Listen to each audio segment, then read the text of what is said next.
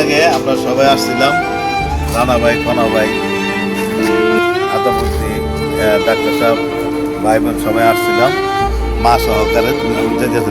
মা সহকারে আসছিলাম, হঠাৎ করে কি দেখা গেল মা নাই। কি মানে খুঁজে পাইতেছে না, মার কই গেল কই গেল কই গেল কই গেল।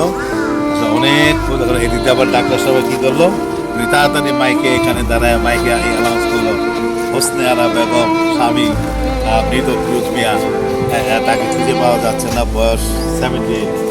তখন মারে কি করছে, আমরা সবাই যখন আমরা ঘোরাঘুরি করি আসলে, তারপরে মারে আমরা কি করছি, ডাক্তার সাহেব আর রানা ভাই আর ডাক্তার কি করলো যে না আপনি এই জায়গায় বসে, মারে এই জায়গায় বসে রেখে গেছি, এই লাইব্রেরিতে মারে বসে রেখে গেছি। আসলে আমরা ওই দিকটা আসলাম, ঘুরে আসলাম যে মা নাই।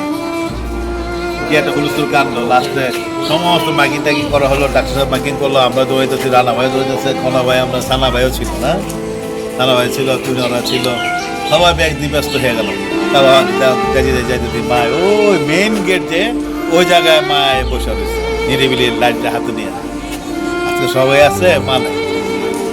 যাই হোক, এলো আমার একটা স্মরণীয় ঘটনা এই সোনারগাঁও এখানে এসে। তো ভালোই লাগে, আজকে মা থাকলে আরো ভালো লাগতো। সবার যারা মা আছে তারা বেঁচে থাক, দোয়া করি। আর যারা ইন্তেকাল করেছেন তাদের বাপ মা আল্লাহ জান্নাত। আসসালামু আলাইকুম।